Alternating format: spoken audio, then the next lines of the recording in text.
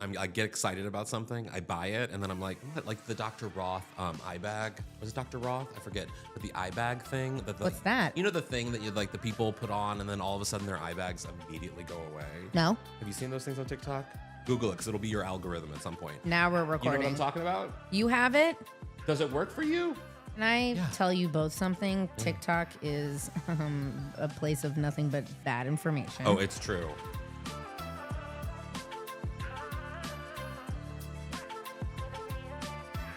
God, that was so good. I mean, listen, I also very publicly have admitted my love affair for older, mature women. Yeah. That's been my entire life. Helen Mirren is so hot. Helen Mirren is the coolest. Very fuckable. And she uses L'Oreal. Now, see, I knew she was the brand ambassador for L'Oreal, so I was like, I wonder if she actually uses L'Oreal. And as she was getting her What do you mean, like creams? No, like makeup. Yeah, but she has to. She's the spokesperson. Well, but she doesn't have to. She does not have to. Her makeup artist does not have to be carrying around L'Oreal. That's true. And she is legit. I respected that. In fact, I went out and bought some L'Oreal makeup just because of her. Wow. Yeah. That says something. I'm not saying I use it. But like, she always wears stripper heels. She does. On the carpet. She always has a little cleavage. Yeah. She's got a little tattoo near her boob. She's got little tattoos on her wrist. She's so cool. And she's so not what you would think as like, you know, an iconic British actress of the caliber of Judi Dench or whatever, because she's so kind of counter all of that. She's like, she has dual citizenship. She's an American. She does kind of punk rock things. Like she's just kind of that person. Yeah, that's great. She's giving she's very like Vivienne Westwood, like of that time. Yes, Vivienne Westwood if she had a comb. That's basically Helen Mirren. Yeah. If she had a comb. She had a comb, set her hair, maybe put a roller in the morning before she left. Like that. Little oil. Little oil. Maybe a face spray. A little bit of a tinted moisturizer. But I do love that you work for a very business forward publication and you get to do all of these incredible interviews. Yeah. So fun. You had the lipstick lesbians on. Yeah, I which love call them. me. I've asked you to come on this show I'll 1,000 times. I'll text. I'll do a thing. Please do. Yeah. But it's cool because it's I always love through that. the lens of, I mean, unless you're doing junkets, but you have this business lens, which I think is also really interesting. I mean, that was sort of what my thing is, I always think my curiosity drives everything that I do. Sure. And so, I'm very fortunate to be in a place, both in my career and at my employer, that allows my curiosity to sort of take root and go in places that maybe I can. And as someone who I kind of like call myself like an internet whisperer, as someone who like, I think understands the internet in a very particular way, at least my corner of the internet, which is primarily middle-aged women and gay men, that I know what to give them. But also, I think importantly, from a business perspective, those two groups drive traffic on the internet. Those two groups and drive advertising commerce. and actual e-commerce. Totally. Yes. And so being able to speak to them, I think, has value. And so having these conversations, I think, is good because it allows a lot of people to benefit from them. Yeah. And you do a lot outside of work, which has always been something that I have also done. It's been confusing to people. Yeah. You know, I'll come in with like a crazy prior IP clause every time I get a job. And I'm like, sorry, I have this. And they're like, whoa. Like, what is this? Yeah. And you've got 2 full podcasts on the side, plus what you do for Newsweek. Yeah. Yeah. And they're cool. Yeah, I mean, I do. I have primarily my other thing is comedy and the Golden Girls, and I do a Golden Girls podcast called Out on the Lanai. And you know, with that, it allows me to sort of again do a deep dive into an audience that like I think I speak to, which is what they want. But then also on top of that, it just satisfies me creatively to have that. I mean, I'm not good really at many things other than talking. Like that is literally You're all very I'm good at doing your nails. Well, I'm very good at doing my nails. I can present myself. I'm very good at presenting myself to talk. But that's about it. Outfits are cute. Yeah, my boyfriend made this. He's a designer. I feel like you're good at other things. Can you cook? I can cook. Yeah. All right. Well, let's cook. keep going. How are you at gift wrapping? I'm horrible. Oh. I'm horrible at gift wrapping. My boyfriend has to wrap Didn't all see the that one gifts. coming. Yeah, I don't. Interior I'm not design? crafty. No. I'm not. I'm very much a word personality based person. When it comes to like creativity, like artistic stuff, no ability whatsoever. I can do my makeup, but that's about it. That's hard. Yeah. I mean, yeah, I guess, but I love it. That's also like the nails are my therapy, the makeup's I my know. therapy. Like getting ready to be on camera is kind of therapeutic for me. I actually get excited about it because it like is my moment to calm down, which is why I like the Lipstick Lesbians or any sort of beauty content creators. It's that that's what I watch or that's who I go to calm down. I have a one khaki on YouTube. Like I watch them to calm down, which is nice, but it also benefits me because then I look at least somewhat presentable. You look gorgeous. That's so funny. You and I are actually really way more similar than I even thought. Or I knew thought we were coming- going to be very similar. I did too, but so it's fun. I had lunch yesterday with a dear old friend of mine that I've known through media for forever, and she now works at a really big makeup brand, and we were having a biz lunch. Ooh. And I said, we were talking about creators in today's world. And I said, listen, for me, I watch like the only content I really watch is like Pixie Woo, Oh, interesting. Katie Jane Hughes, Yeah. like the old school, Yes. Makeup artists. Yeah. I like watching God, their I love Katie. I know I love Katie too. My Katie, if God. you're listening, I fucking love. Oh my God, she should be listening. I think she follows me. Okay, well, great. Can you like tell her? I think. She comments back to me quite a bit. I'm like a nerd. I bought her We brush message. set like the second that it came out. Yeah. I love her, but Yeah. I also really find quite a bit of serenity in Mhm. makeup content. But I've always loved makeup. I used to walk down in like 7th or 8th grade down to Union Street. I'm from San Francisco. There was Yeah. like the original Mac Pro store. Oh wow. And we would go in there That's and smoke exciting. cigs and smoke weed and like literally kick it with drag queens and like do our makeup. I knew I was gonna love you. I have to say, I did a feature recently on Bobby Brown about she had her new Well, book. yeah, coming Jones out. Road in the Yeah, book and yep. still Bobby out. Bobby is incredible. She's a hero of mine. In that, when I was a kid, I remember watching her on Oprah, and when she would come on to do the whole no makeup sort of thing. Sure. And I became obsessed because I was obsessed with makeup as a kid, but because of society, I wasn't able to sort of embrace it in the way that some of my girlfriends could. And so I would study Bobby Brown to sort of wear makeup without anyone knowing Yeah. I was wearing makeup out of shame. And then years later, I'm able to, come into my own, wear makeup proudly, do what I want proudly. And being able, again, because of where I work, to have that conversation with Bobby Brown is huge for me because, Yeah. but it also creates a narrative that I think a lot of people can relate to. A lot of people like me out there, other queer people, but maybe even some women who didn't really know how to navigate that, didn't know how to do that. And then years later to be able to discover it and to sort of embrace it proudly and to then have me as their vessel telling Bobby Brown how like influential she's been in my life or how much I love just what she does as a business person. I think it's nice. And I think a lot of people can connect with that when we have those conversations. And she's just badass. She is. I mean, listen, she like sold her name, which is mental. Yeah. Well, it's not though, because I don't think she really had a choice. I don't think she did either, but at least in the small interviews I've seen, she's like, that was a choice. Yeah. Being that, it had a lot of ramification. I think you don't realize it when you build something with your own name. Yeah. There's a lot to win. There's a lot to lose. There's a lot that can change. So, But very in her interesting. book, I think one of the things that I liked about her book is that she talks about that, having that courage to sort of accept the things that you've done and figure out that Sure. path forward in terms of business, in terms of life, in terms of all those things. I mean, it helps that she's also like a gazillionaire, but like still, she's incredible and she I might knows how to just navigate. change your name, babe. Yeah. Who even cares? I mean, she doesn't even need her name to be able to have a successful brand. She told me in her thing, like, Jones Road is her next billion-dollar makeup company. It will be someday. I've you know? never tried it. It's good. I really like it. Their tinted moisturizer is incredible. Okay. I love. I just got a box full of their lipsticks, which I'm wearing today, a fan of. Nude Rose.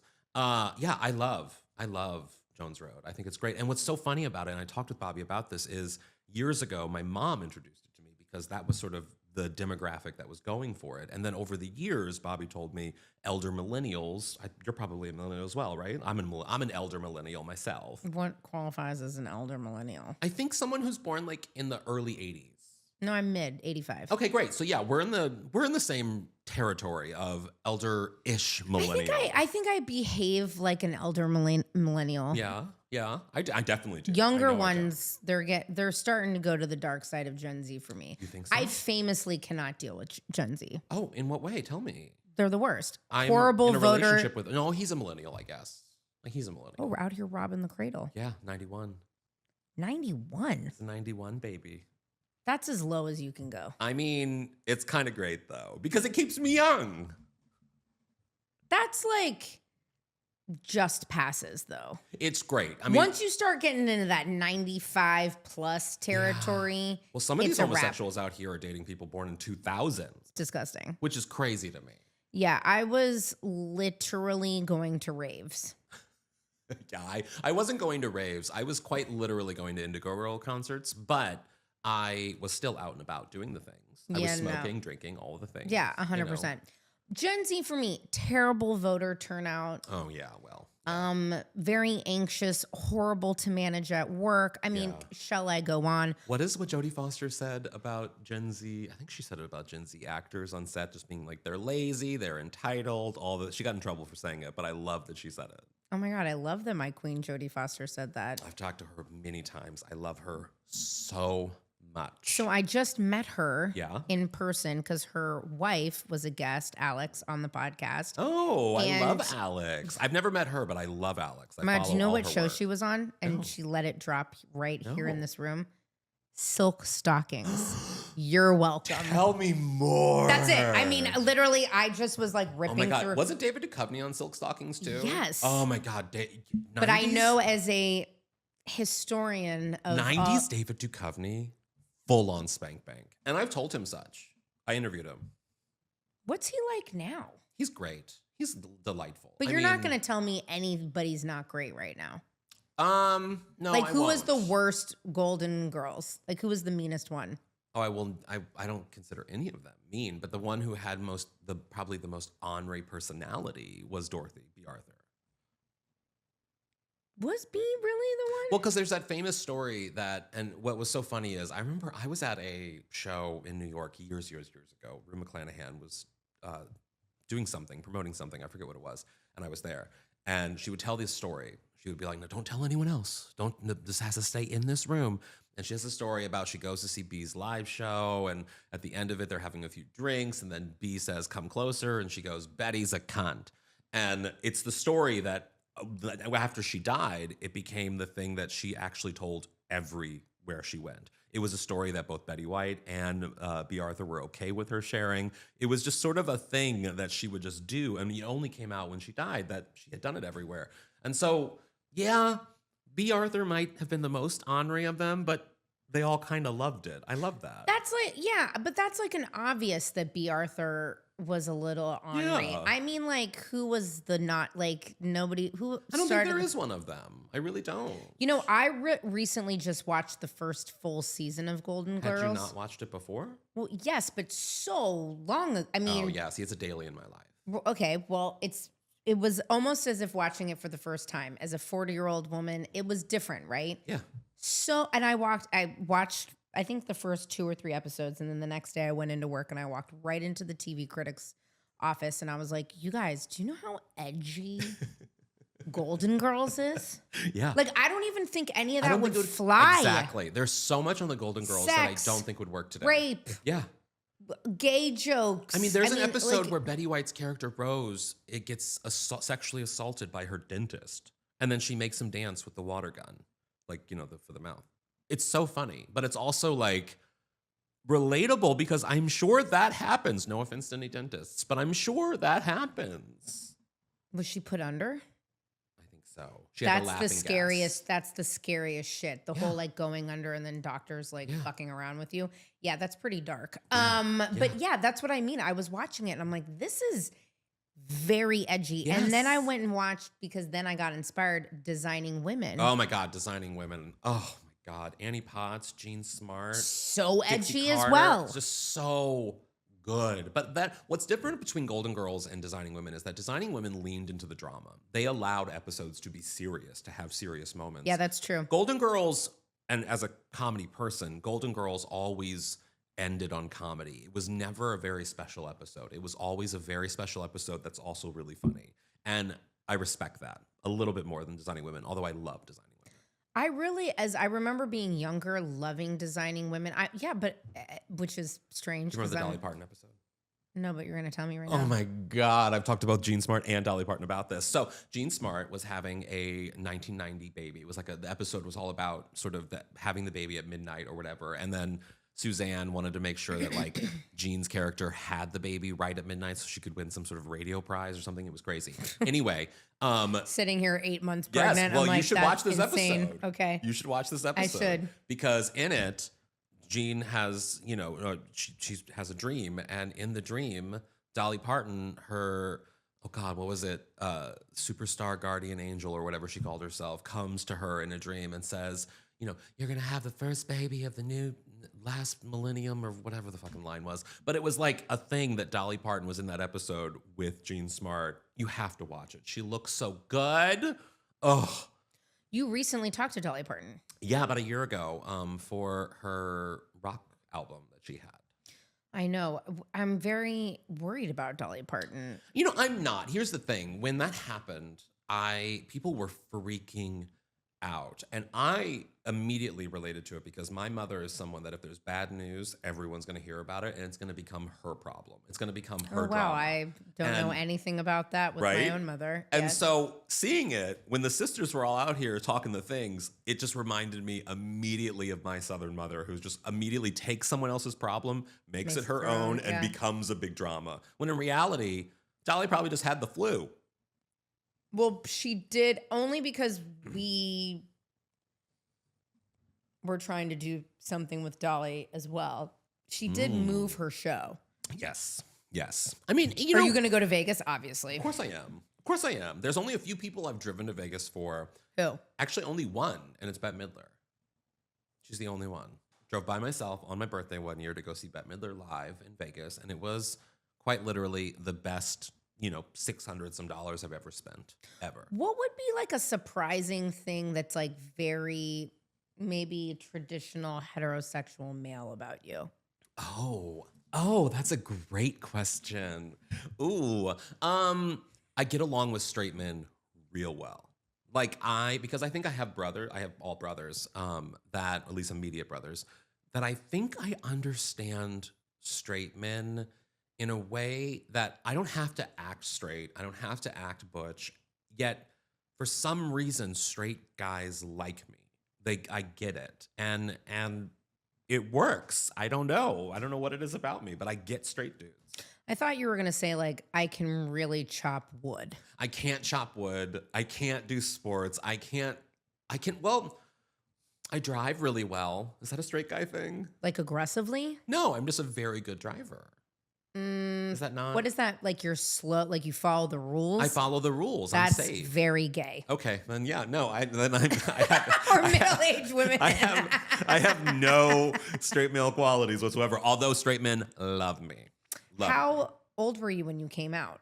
Never really came out. I was always gay. I never really had to come out. It was always sort of, the joke I always say is my mom, when we were kids, would like say to me and my brothers, when you guys grow up and have kids, and then she turned to me, or adopt. And it was always sort of like an understand, because I was just this kid who loved Bette Midler and the Golden Girls and Barbra Streisand and Oprah and all these people that like, I was just that kid. And it only got weird for me in school. At home, it was never weird. I grew up Mormon, but my mom always says we were too poor to be conservative. And so like, it was a very open family, very cool. And it only got weird in school when other people made it weird. But the thing is, I had such an inflated ego that when other people made it weird, I was always just like, oh, you just don't get it. It's cool, but you just don't get it yet. This is the dream. Yeah, it worked for me. It really did work for me. And I'm not to say that I wasn't ever hard. I mean, I called faggot a lot and everything, but like, still, it never really bothered me because I always kind of found this package as sort of being like my superhero strength. That like I was able. God, I'm so pregnant. I like could cry. I mean, I was able to like be student body president. I was able to sort of be homecoming king. All of those things while being super flamboyant. in an era that it probably was not that thing. And where in the South were you? I'm in Missouri, St. Louis, Missouri, suburb of St. Louis, Missouri. Are there a lot of Mormons there? There are. Mormons started in New York. They went to Missouri, and then after Missouri, they went to Utah. And my family is sort of from that area of Missouri that Mormons went to. What's your vibe on Salt Lake City? Real I Housewives. didn't really do. I mean, I love Real Housewives of Salt Lake City. I love. Oh my God. Because they're all kind of bad Mormons. They are mostly bad Mormons, and I can relate to that. Yeah. You know, Do you still? No, I converted to Judaism Oh. years ago. Because of a partner or just for your own self? For my own self. When I was a kid, I remember when I was going through the baptism process, that it got delayed a bunch over the years. And which should have been, because I had so many questions, basically, about like Mormonism and stuff. That should have been the first sign that I was a Jew. And then finally, a couple years into it, after my brothers had all been baptized, my mom was like, we just do it already. And so I kind of laid off. And the only reason why I did it was because the missionary who was like a part of my process or whatever was super hot. Like super hot. And the only thing that really got me off when I was in the baptism process, because they put you in a little jacuzzi with like an older dude over you saying a prayer and a young dude, the missionary, holding you as he dips you into the water. The only thing I'm thinking about in this very religious moment is that the top of my head is like 2 inches from his dick. That's literally all I'm thinking of. And that was the last day I was Mormon. I really think that, because I mean, I didn't care. I wasn't that. I only did it for my mother. And then when I went to college in Chicago at DePaul, and in my other years, I started to realize that a lot of the questions I had when I was a kid were like Jewish questions. And so I just assumed I would convert when I married someone or did something Jewish, whatever it was. And then I got cancer and I went through chemo and I had a lot of time on my hands. And so I decided to go through the conversion process. Yeah, most people binge watch a show during chemo. I did that a lot. Okay, you did. What did you binge watch? I learned during, so I had never seen The Sopranos. And I had never seen What a it. show to watch I know. during chemo. Do you know how helpful it was? Do you know how amazing The Sopranos was to watch during chemo? My stepdad, who's Italian, loved The Sopranos. And I was always like, it's a straight dude show. Like, every straight person. Oh my God, it's so dramatic and insane. It is, but every straight person will tell you, every straight dude will be like, you have to watch The Wire, you have to watch Friday Night Lives. Fuck off. I'm not going to watch either of those shows. No gay person is ever going to watch either of those shows. You know what's really funny? I have never watched Friday Night Lights. I don't get it. Or The Wire. The only reason why I would watch Friday Night Lights is for Connie Britton's hair, who has their own, like, that is its own entity. That should have its own category in every award show. Connie Britton's hair is perfect. That is so funny. Yeah, I've never watched those shows either. Yeah, I won't. But I was like, maybe because I love Edie Falco and I love Lorraine Bracco. My God, I love Lorraine Bracco. And so I was like, I should just watch it. There's amazing women on this show. I need to watch this show. Also, hate watching Meadow is like so delicious and cathartic, I'm sure. Oh, nice. Yeah, yes, it was. Meadow was an ancillary character for me. Meadow was so annoying. I rewatched it during COVID. And I was like, oh my God, I don't remember Meadow being insufferable. Yes, insufferable. And like, remember her like crazy I kind of think she roommate? was meant to be, right? No, she is. Yeah. And also like, why did they name her Meadow? These are questions that I ask. Yeah, I mean, good questions. But during chemo, I realized that I kind of like was attracted to Tony Soprano, and he's not my type. But there was something about... You feel for him. You feel for him, yes. And so that got me through chemo. May I ask what kind of cancer you had? Testicular. That's rough. Yeah, it wasn't a good few years there, but got through it, did things, became a Jew. You made a lot with your time. Yeah. I mean, really it was, I'm very much like a practical, schedule-based person. And so when I was like, okay, well, I'm going to have a couple of years here. I have the year of chemo and recovery, probably going to go crazy for a year. So like, I need to figure this out. And I converted during that time. Wow, that makes me feel so lazy. I'm also very lazy. I love being lazy. I'm really good at being lazy. I'm also really good at saying no to things. See, I'm very bad at the pregnancy has been interesting because... Is this your first? Yes. Oh, wow. At 40 too. Oh, that's exciting. How excited are you? No. I am now. I'm just like ready for her to be, I'm like, come on, Do you have kid. a name? Yeah. What is it? I'm not Cher? saying. You're not saying yet? Okay. Like, I'll tell you can text after. me I'll tell you yeah. after. Yeah, yeah. I'm excited. No, I am excited. Like, But are you going to be, here's the thing. Okay. There are some friends who have children who, and I liken this to parents or like people who have dogs. They become certain types of people. I have one friend, okay, dog well, owner. let's be careful because my dog is my firstborn child and my everything. Well, okay, but then, so I ask you this then. So Okay. when you're out and your dog is there, present, there are no other dogs, just you and your dog with other people in your life, and the dog does something that you view as cute, do you then stop the activity that's happening around you with the humans to then point out the cute thing that the dog is doing so that everyone has to look at this dog doing something that a dog just normally does? I think that will be the type of parent you are. Well, okay, here's the thing though. Maybe, but Ravioli's resting state is so cute. That's what I'm saying, is that I find that sometimes parents, to me, a parent needs to be, I want to get that parent at that like second or third kid when they don't care about the lump in the head, the kid fell off the bed, who cares, it'll survive. I was a nanny for a long time. I'm the youngest of 4. I have a feeling, like, my whole thing with kids is treat them mean, keep them keen. Oh, I like that. They also will find me. That's going to be if your I'm book, in a store, your parenting book title. I know, treat them mean, keep them keen. Yeah. If they want my attention, like, I'll tell a kid right now, like, go kick rocks. You know what I mean? Get away. They love it. They can't handle it. Yeah. I think I'm a little bit more, like, not stern, but maybe stern. I don't believe in gentle parenting at all. Okay. It is a documented failure. Yeah. Which is why Gen Z is the way they are. I don't believe in gentle parenting. I believe in conscious, kind parenting, but I do not believe in gentle parenting.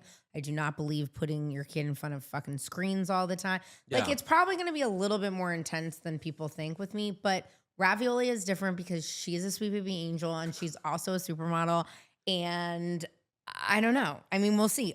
Let's also hope she's hot. Yeah, I mean, she probably will be. I will say we'll see. My favorite, one of my best friends, Carrie Doherty Bush, who I co-host the Golden Girls podcast with, and her husband Matt, they are the best parents in that they have never forced me to make their child a priority in my life, that my friendship starts and ends with them. And of course I will be there for that. I love that kid. I love their child so much.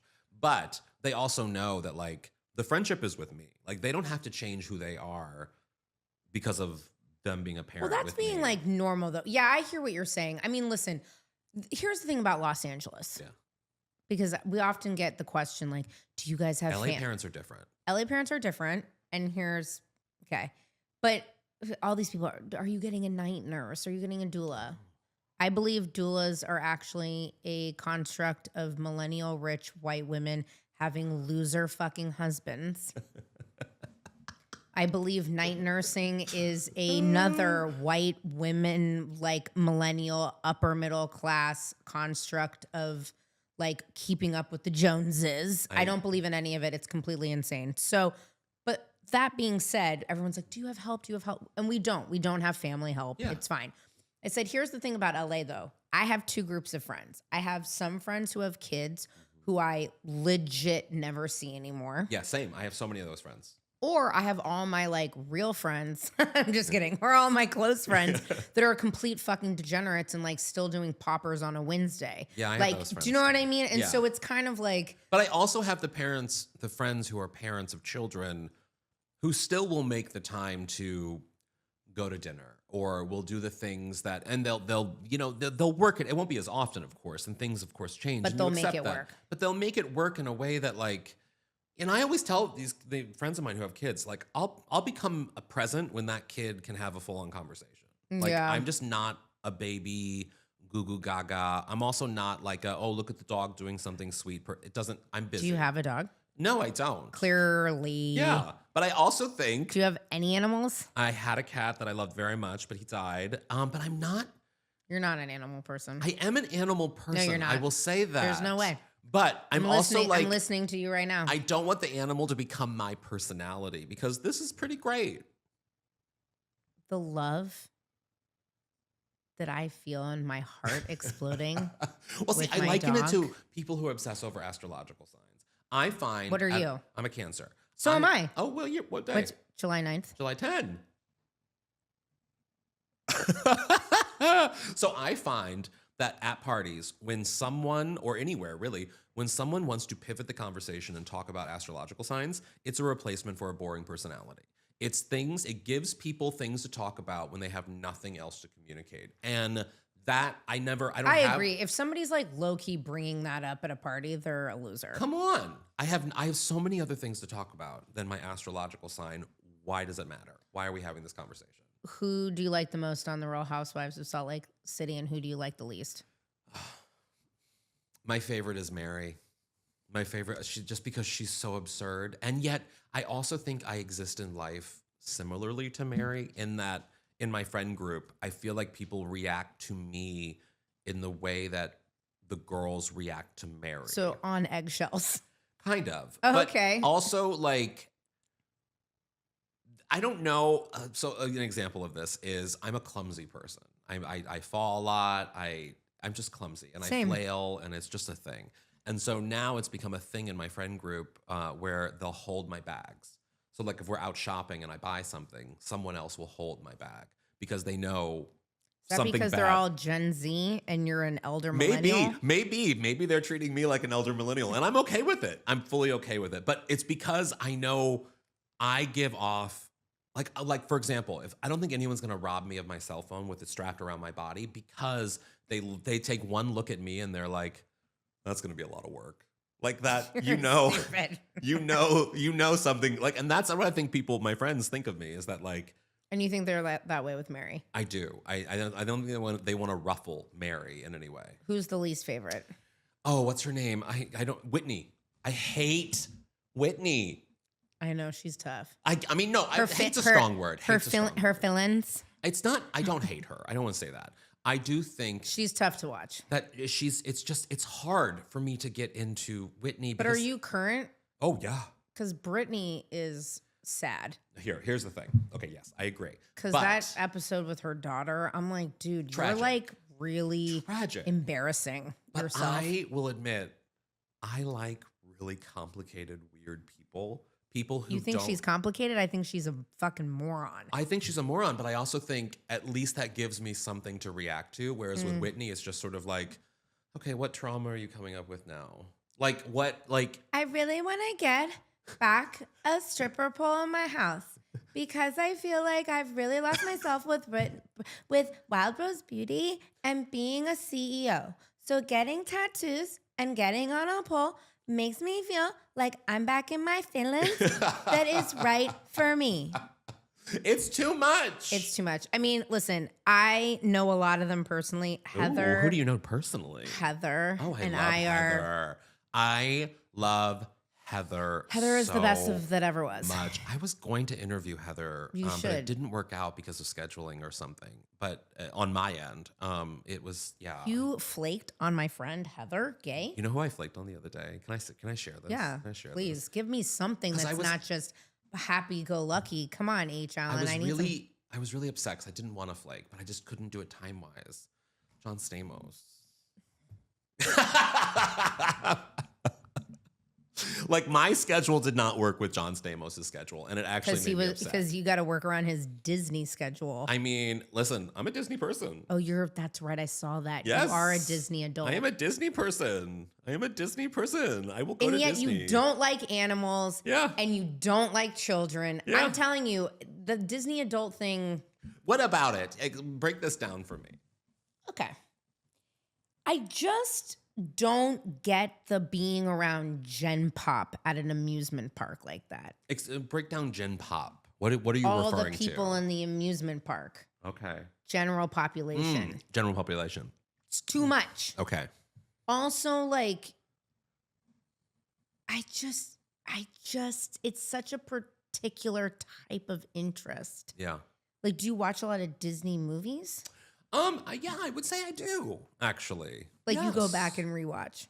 Yeah, I do. Like, what's your favorite Disney movie of all time? Well, it depends. Are we talking Pixar? Or are we talking Disney? Because in terms of animated films, it's going to be Let's Beauty just and the go Beast. Disney. I don't understand. It's What's going to be Pixar? Beauty and the Beast, but a Pixar one, Coco. that's a harder. Coco is hard. That's my boyfriend and I's first film we saw together, and so that it helped. I took 2 edibles on a fucking that awful 7 a.m. JFK to LAX Delta flight, and I was still kind of drunk, and I watched Coco and literally sobbed. Can I tell you about a horrible edible experience I literally just had? Let's hear it. I'm fucking stone cold sober, I- white knuckling life these days. Give it to me. I usually am a Xanax girl on a flight. Really? I Oh, love on a flight. Xanax. I'm not a good flyer. I fly a lot, but I'm not a good flyer.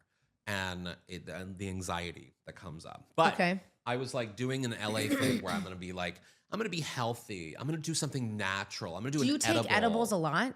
I don't. So you thought being confined on a plane in the air was the time to do it? Well, I went to the shop and I walked in. Again, this is another example of me being Mary in real life. I am a walking Nathan Lane in the birdcage. I walked into this edible shop, whatever it's called, and I was like, I have anxiety. I need a gummy for a plane ride that I need it for.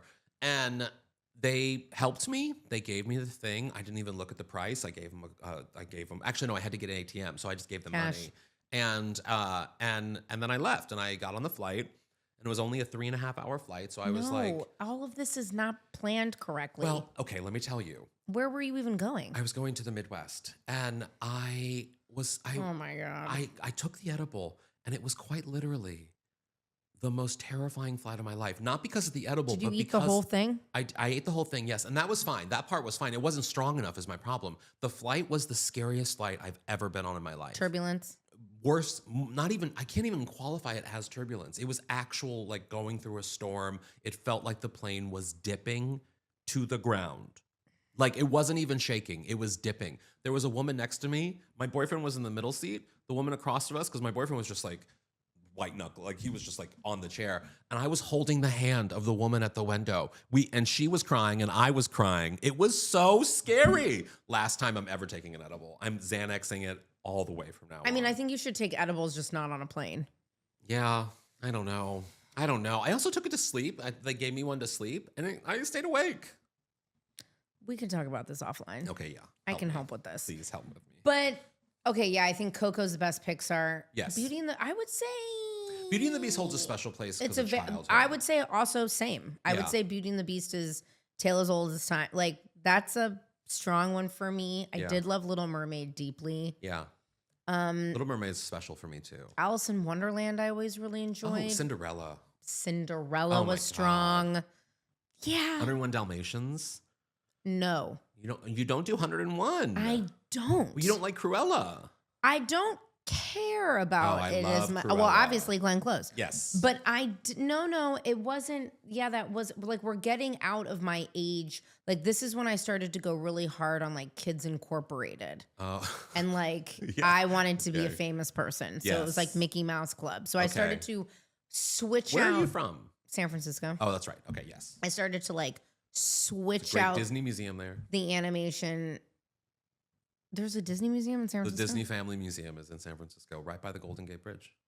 Weird that I haven't been to the Disney It's family. incredible. Yeah, but who the fuck am I going there with? You know what I think it is about Disney? Let me explain the Disney adult. I'm like, oh my God. Let me explain the Disney adult to you. And I think I was Also, I actually, did an entire episode of this show where I interviewed a woman. Wait, who? I'll get you her name. I'm Please, forgetting yeah. my pregnancy brain. I feel don't you. know. Who wrote an entire book about Disney Oh adults. no! Yes, I know exactly That who. Yes, woman- CJ Wolf. Yes, she's amazing. And I did a whole interviewed her. She's interviewed incredible. Disney I adults. love her so much. My her friend book is Mackenzie, fantastic. Michael Eisner shut down the park and walked her and Yeah. her family through. Yeah, that's incredible. No, I know, but I still don't get it. You know what it is, and I talked with her about this. I also talked with a few others because I also covered that book. And great book, you should go buy it. It's called Disney Adult. And she also has a great YouTube channel that is like the source of her the Disney food blog. It's so interesting. I but you know don't what? watch that. I'm sure. I'm sure.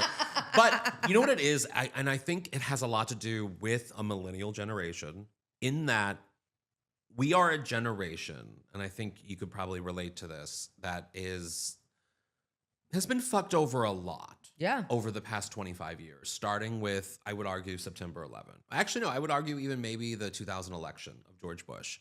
And we have been countless times over and over again reminded that the system, A, is broken, and B, that we're fucked.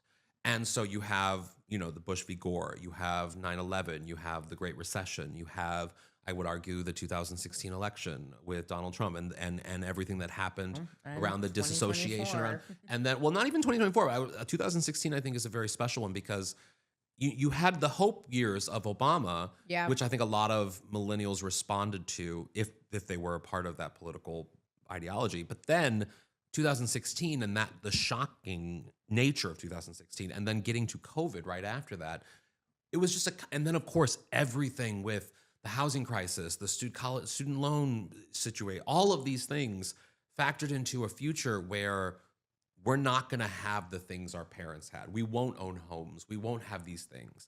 And I think that drives this, what I love about nostalgia and pop culture and sort of all of that, is that we're kind of fucked in every way for the future. Yep. So what if maybe going to a Disney park or watching a Disney movie helps me remember something that was good? And I don't think past generations have that. I don't think past generations had that sort of mentality of looking back. Maybe the 80s with the boomers, I could see that possibly being a situation where people looked back on the 50s before the turmoil of the 60s fondly. Sure. I think they have that, and I think that's probably the only comparison you can have in terms of generations. But nostalgia is really powerful right now, is really, really powerful. And I think it's a result of the past 25 years of U.S. history and how fucked we've become. And we're so all over the place that it's just like, let us have this one fucking thing. You know what I mean? And I think that's where the internet is. And I think that's where Disney adults are. But I also just think in general, that's where millennials are. No, you're right. I can't move on from 90s and 2000s music at all. Yeah. It's because I really can't. And there's a reason for that, I think. And it's because of the trauma of the past 20 some odd years, And we don't have, because you can't look to the future and be like, it's bright, things are good. And yes, you're having a child, not to be a Debbie Downer here, but you know what I'm saying. It allows. I do. Trust me. Well, and that's also when I see people or meet them and they have like 3 or 4 kids, I'm like, first of all, how rich are you? Yeah. Also, how insane are you? Or especially in LA, it's such a weird place to have a kid. And I come from a big family, but I'm like, I don't know. People are already like, before I've even given birth, they're like, how about the next one? I'm like, I don't know. Yeah. I think having a kid, though, here's the thing, and I think a lot of people push back on sort of like having a kid in this chaotic moment or whatever, because the future is whatever. I think because of the chaos of the past 25 years, it really has forced, I think, our generation to quite literally be like, well, fuck it. I'm just going to do me in this moment. I think there's a reason why you've seen the growth of, obviously the advancement in queerness. You've seen the advancement in so many different types of marginalized groups coming into their own, being like, well, fuck it. I'm just going to do me. And the society can have their thing. I'm just going to live in this moment and do me. And I think with parenting, it's kind of like, well, you're not going to not have kids just because you don't like how Washington, D.C. is I think some living. people are, though. I think some people are, and I think some people are like, oh my God, with, global warming. And I'm like, babe, global warming's been happening. The environment is the one thing. I'll care about a lot of issues, but I just don't have the mental bandwidth to care about the environment. Well, the environment's so bad. If you don't have the mental bandwidth, don't go there. I can't. I'm thinking of too many other things. Like if one more person is like, well, I guess alcohol is poison. We're not supposed to drink it at all. I'm like, do you know? Get a fucking life. What are you talking about? I'm not on meth. Can I tell you my favorite drink right now? I'm not a big drinker. I don't drink a lot, but. And it started with the late, great Diane Keaton. Love her so much. So sad. But it shifted into Lady Gaga did it. So I started drinking iced red wine because of Diane Keaton. Been there, done it. Amazing, right? So good. Chilled. I don't ice the wine. I put the glass in the refrigerator. Oh, interesting. I like just putting ice cubes right in it. Just in it and drink. Yeah. Have a little moment. But then I read that Lady Gaga does that, but adds Diet Coke. Yes, that is a very Italian thing. It is so good. But try it also with full fat Coke. Oh, Bottle has to be glass. okay. I will. Yeah, That's on interesting. ice. I will do that. I go to Figaro here in Los Angeles. They have a great happy hour, and I always get it there. They know exactly what I want. Yeah, it's a very Italian drink. It's Interesting. very Are you good. Italian? No. I wish I was. No, I'm a Kiwi. I'm a Kiwi. Oh, really? My father's from New Zealand. Oh, that's wild. You So never weird, meet isn't people it? From New no, Zealand. you never do. Because they're fucking Wow. out and about. They're I'm like British, you know, French, German. That's my background. white person. White. I am white all the way, 1,000%. So as the empress of nostalgia, Yeah. what is one thing, a bit of nostalgia that's also like you wouldn't know that it would, because the Disney stuff tracks. Yeah. Golden Girls tracks. Yeah. Sorry. Yeah. But it does. I mean, gay.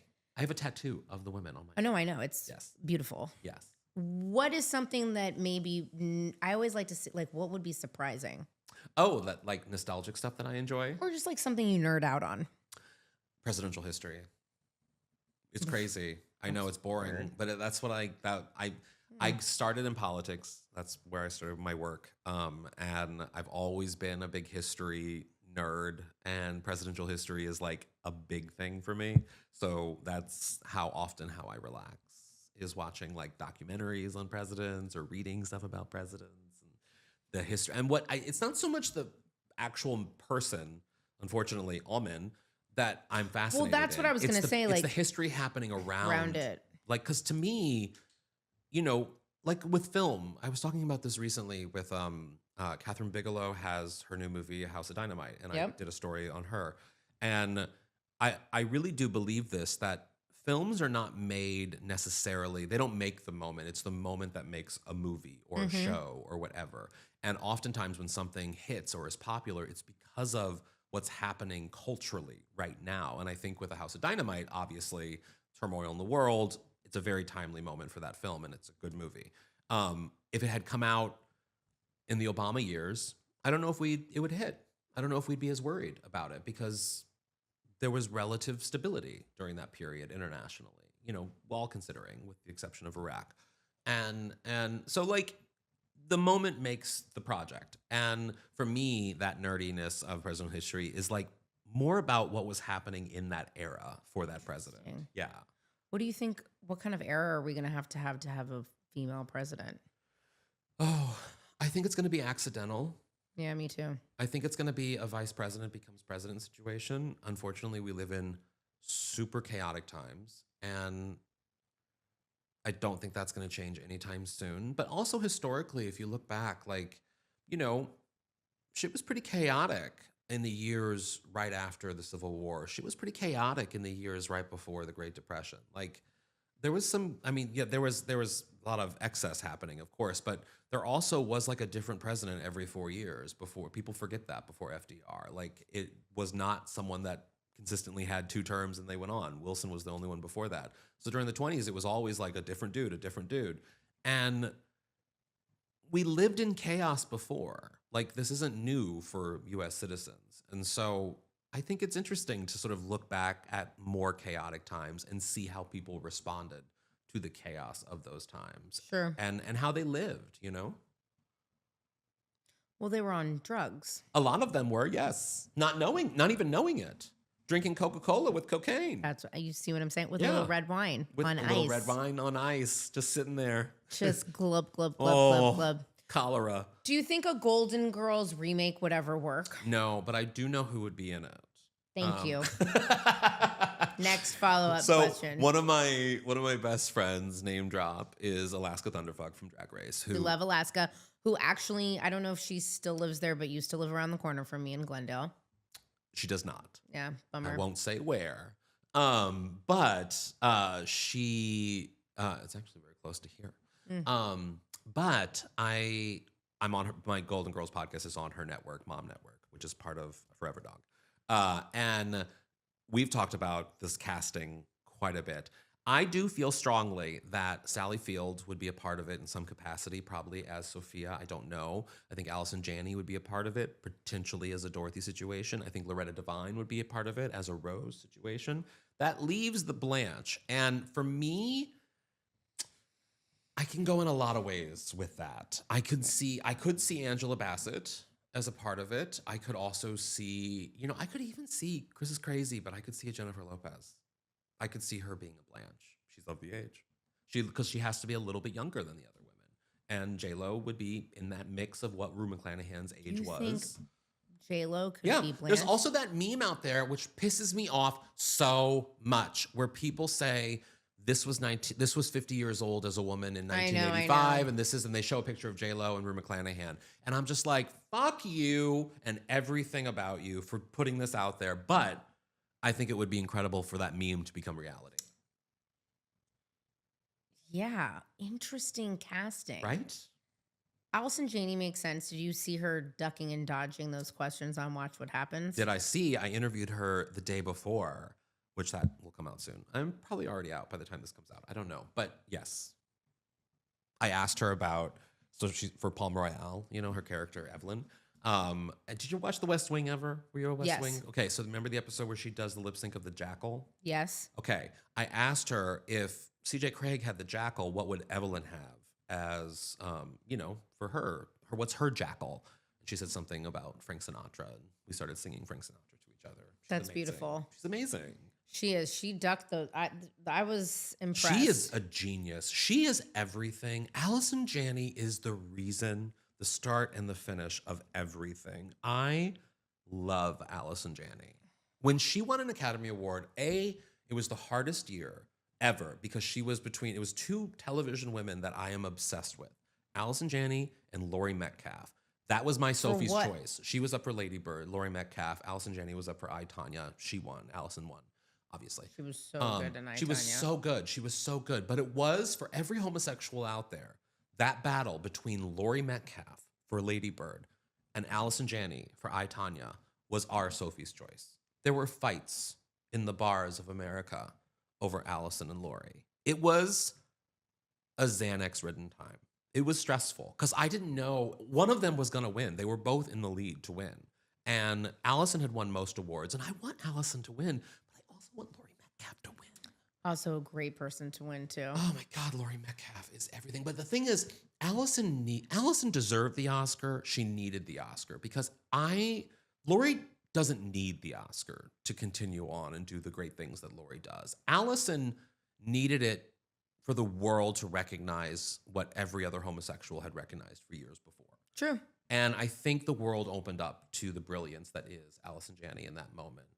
Whereas the world's opened up to the brilliance of Laurie Metcalf. We accept it. We know it. She's there. Like, she's not going anywhere. True. Yeah. So I think the right person won. It must be, the treasure trove of memories that you have in that beautiful coif underneath that coif. There's so much. The hairsprayed coif. I mean, it's just, it's incredible, really. The amount of time I spend thinking about middle-aged women for like long periods of time. Well, if you had to pick like your fire lineup, like who are the three middle-aged women you'd want to be on an island with? Well, I don't think they qualify as middle-aged anymore. Some of them. Okay, well, whatever. 3 women, let's just say. 3 women. Oh, that's so hard. Who are you taking on the island? Well, Kathy Bates is there. She's there. Wait, can I tell you a really funny story? Please. I almost forgot to tell you this. So I got hired for like a couple of days when I first moved to LA and I was still acting to be Kathy Bates' stand-in. Jimmy Kimmel was hosting, I believe it either was the Oscars or the Emmys. And I had to go downtown to what is now called the Peacock Theater. And they did all these like this skit where like all these famous people were in the bathroom and the stalls. I think I'm remembering it. And I didn't know, they said, okay, you're going to be a stand-in. You'll get this day rate. You got to do the whole, 2 days, whatever. You have to act it out so that we can send it to Jimmy and then Jimmy can kind of evaluate like how do we move things? Cause then the actors won't have time to rehearse. And I was Kathy Bates. Wow. Funny, right? Oh, that is funny. We have such a strong resemblance, especially when I was like 28 years old, you know? I mean, she's looking good right now. She is. Well, we're both, I think, the Svelte. same height. Oh, okay. Yeah, she's tiny. She's tiny, but how funny. I love Kathy Okay, Bates. so Kathy Bates. Kathy Bates would definitely be Just there. to misery you at the end, just to before Well, you guys die on the island. More like, I feel like if I'm going to die with somebody, I want to be hugging Kathy Bates. Fair enough. You know what I mean? Okay. Yeah. So Kathy Bates is definitely there. The second one, it's so hard, but I'm going to say Bette Midler. Only because... Because you've only name dropped her 40 times in the last hour. I know. Okay. I do love her. You know, I have to say, out of all of my interviews, she's the one. Her and Jamie Lee Curtis are like the tops of the tops. And they're the only ones who recognized the appreciation that I have for them and the long time influence they've had on me as a person, and then followed through afterwards. I love when it. it wasn't necessary for them to follow through, when there were no cameras, no Jamie Lee anything. Curtis is like that. I've been around She's her. And incredible. yeah, she's quite wonderful to the people who interview her. And more so, she takes the investment of time to understand the person and really get to know the person, which Yeah. I really respect. I respect her a lot. But with Bette Midler, she did that. She recognized my love, and then she sent me all this stuff, and she was just sort of like, just appreciative of putting in the work, the years of work in order to go into an interview with her and not only create something that was a good piece of work, but also that showed the respect that I think someone like her deserves in that capacity. You know what I mean? Sure. So yeah, so Bette Midler would be there. And then I'm going to say, because this is, I mean, I love her, but this is primarily because I think she would entertain us with lots and lots of stories, is Oprah. I think Oprah would be a great third person to have. I feel like she would lead everybody to safety in some capacity because she probably read it in a book somewhere from the book club. And I feel like the conversations would be good. She'd really keep our minds going. Bette would entertain. Kathy would be a great just buddy. I think that's a good lineup. I think so too, right? You'd all starve to death, but other than that, I don't know. See, I don't think we would because I have German thighs. So they'd eat you? No, I could hike. I could gather food. I could go for days. Like I think actually I would be great on Survivor. I do. I think physically lifting stuff, probably not, but I can sustain and I have a high pain tolerance. It's hard to think about how we stop this interview because right when I think we've put a button on it, you say shit like that. I know. And it's really hard for me as the interviewer to be like, oh, yep, we've got it. And then I'm like, what are you talking about? I can go for a long time. I know. Listen, it's genius is really what it is. You're a delight. I'm more excited to find out that we have more in common. We're For the most cancers. part, other than the fact that you hate animals, I think it's really a match made in heaven here. I'm excited. I love you. Thank you.